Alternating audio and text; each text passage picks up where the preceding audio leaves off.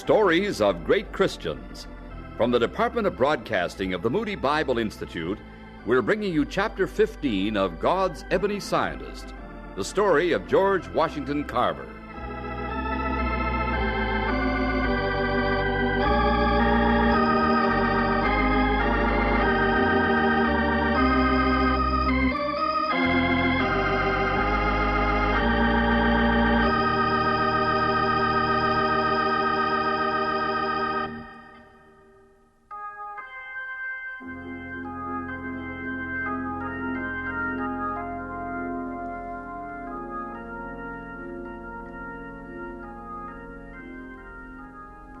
Professor Carver, when you were offered the job as Director of Agriculture at Tuskgee Institute, was it easy to leave your post at Iowa State? Easy as growing cotton in the hot sun. At Tuskegee, I could help my people. For this, God gave me education. You understood that Alabama was going to be, different from Iowa? I didn't know how different. The rules? Down in Alabama, a colored man couldn't call one of his own people mister. He had to walk on the gutter side of the sidewalk. The school, it was different, too. At the school, as soon as I arrived, I asked to see my laboratory. After all, the heartbeat of agriculture is the lab. But Booker T. Washington had strange news for you. Yes, there was no laboratory. He showed me an empty building and told me to use my brains. So the first thing next morning, I started out to round up my students. Say, fella, you shouldn't read in that hot sun. I beg your pardon? You'll burn your eyes out. Don't concern yourself about that, sir. My eyesight is exceedingly healthy. Allow me to introduce myself. I'm Herb Johnson. Hello, Herb. I'm George Carver, Professor Carver. What's your book? I'm becoming conversant with the old sage Cicero, sir. Are you familiar with him? Cicero. In this hot sun? Mind if I join you? Oh, you read Latin? Oh, just a little. No, Herb, I don't want to join you in Cicero. I want to sit down and, well, rest a bit. Herb Johnson.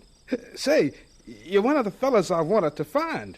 I am? Yes, you're in my agriculture class. Tell me, Professor, do you think that Cicero was entirely lucid when he wrote about old age, or do you feel he perhaps was suffering from advanced senility? Herb, wait a minute. I know less than your old mammy about Cicero. My field's botany. Listen, Herb, I need a lab and, My knowledge of laboratories is exceedingly limited, Professor. Good. Then we'll learn together, won't we? Because I'll have to build one from scratch. Now, I don't know, but... Professor, you misunderstand me. I'm in your agriculture class only because it's compulsory. Compulsory? Don't you know? All of us at Tuskegee are forced to enroll in agriculture. Forced? Listen, Herb, you just don't know what I'll be teaching. You see, better... Crop methods, how to clear land efficiently, crop rotation, I know. You know, but... Professor, all of us more enlightened students feel strongly that your course is a step back into slavery. Into slavery? Why, boy... Professor, we came here to be educated. Some of us are finding it difficult to get it here. I know that. We want an education.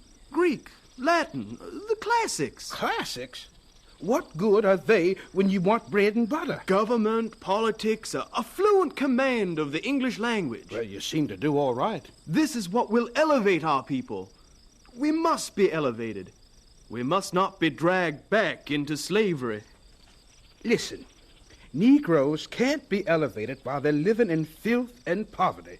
Now, not until they get rid of rickets and sleeping sickness. I agree, but... The first step toward getting above that is understanding the land.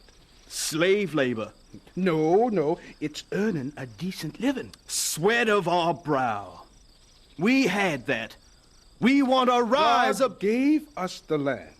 There's food in it. Wealth, too. He gave us freedom, too. Freedom to learn.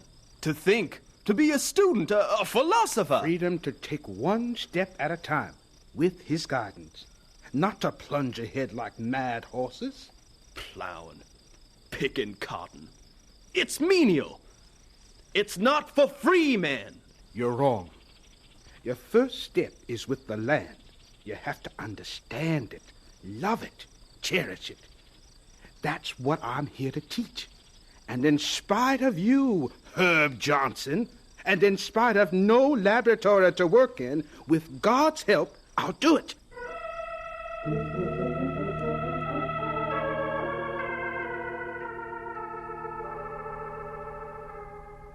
Busy, busy, busy. That's our life, Carver. A fast kind of business, but it gets things done. Yes, sir. I've been busy all morning on my lab. Glad to hear it. Got it half built already? Maybe you're faster than I am. No, sir. I've been busy thinking. Thinking? Carver, you're joking with me. What have you done? Well, I've had a few distressing talks with your students.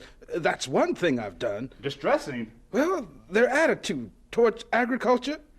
A very real problem. Have to fight it. Largely, it's up to you. I know. Now, about the lab. Let's see.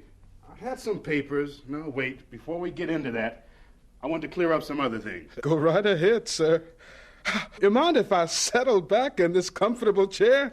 Oh, just watching you pace wears me out. Mm-hmm. No. I'll sit at my desk. Got to get some papers. They're here somewhere on this desk here. Now, where are they? Now then, I made it clear about your responsibilities toward the care of the cattle and the care of the chickens and the egg production. I did, didn't I? It took me a while to take it all in. I wasn't expecting... Yes, you made it quite clear. Fine. Also the campus lawn. Needs new soil. Your job. Yes, sir. Of course, field crops, teaching classes, but that's all understood. Yes. I have some special things I want to cover with you. Let's see. Here they are. Duties for the coming month. Report to me regularly about the Marsh Farm. Me? Certainly. Who else? Also want a list of shrubs that can be grown on campus. Bee raising. No, you can let that go for a while. My lab, sir. See that all wells on campus are repaired. Buy fruit trees and set them out. Yes, sir. Get the chicken house. The chicken house? Whitewashed and keep it attractive. But, Dr. Washington... Yes, Carver. Some of these jobs... Well... I wasn't expecting them. That is, I came to... They're all agriculture, one phrase or another. Oh, agriculture is a mighty big field. We're big people, Carver, or we wouldn't be here. We've dedicated our bigness to working for God and our poor people. Busy, busy, busy. That's the way we want to be. For him. Of course, but my lab... What about it? I need it badly. And? I hate to let it go like this. Let it go? These other things seem, well, a little less important. Bless you, man.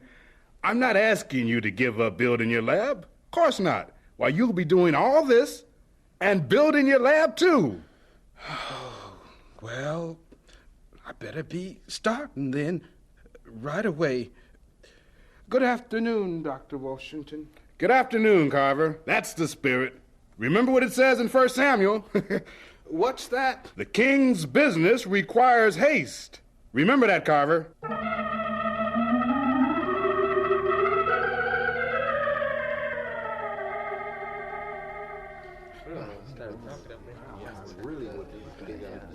Class, now this first session has been fun. I'm going to like you.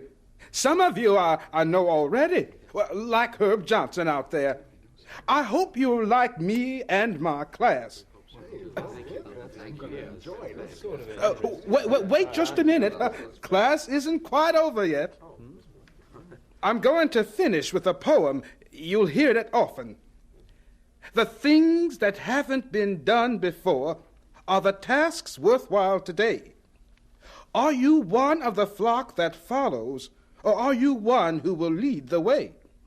Are you one of the timid souls that quail at the jeers of a doubting crew? Or dare you, whether you win or fail, strike out for the goal that's new?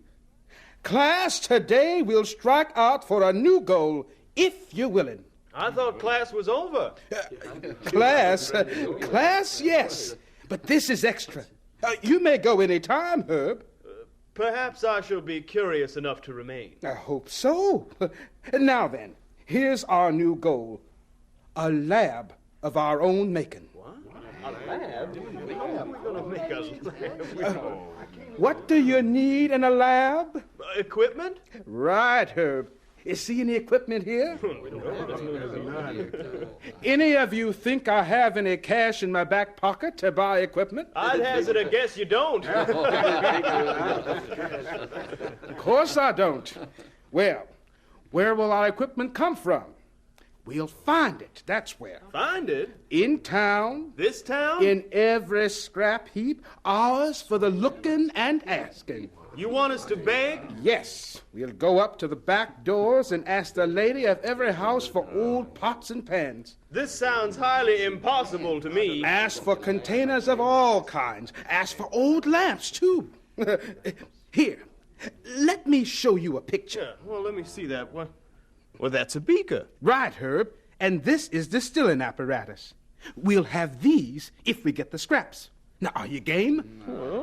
Yeah, let's give it a try, huh? God knows our needs. He'll direct. Are you ready? Yes, I'm ready. Yeah, we're ready. I'm ready. I want to do that.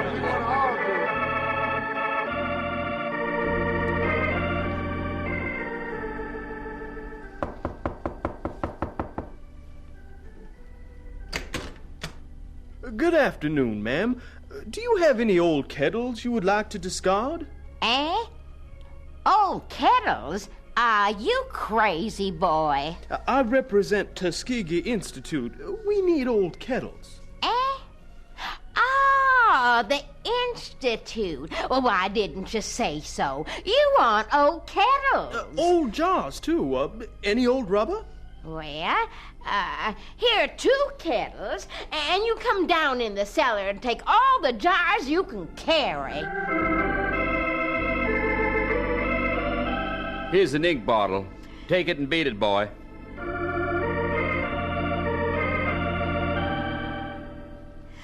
Can you use a bunch of tin shingles? A vinegar jug. Good riddance.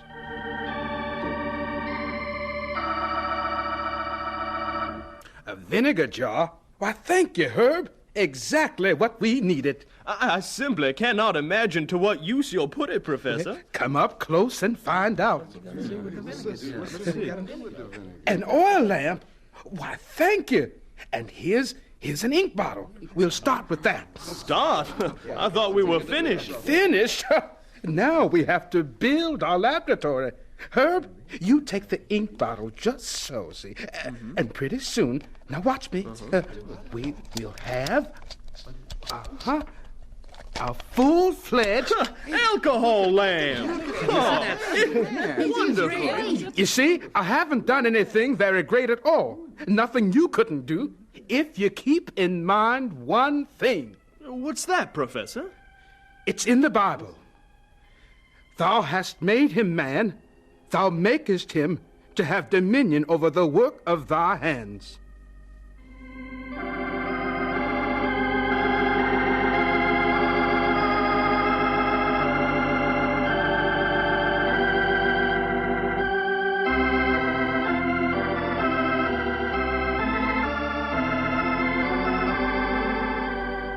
And so we conclude Chapter 15 of God's Ebony Scientist, the story of George Washington Carver. Stories of Great Christians is produced by the Department of Broadcasting of the Moody Bible Institute in Chicago.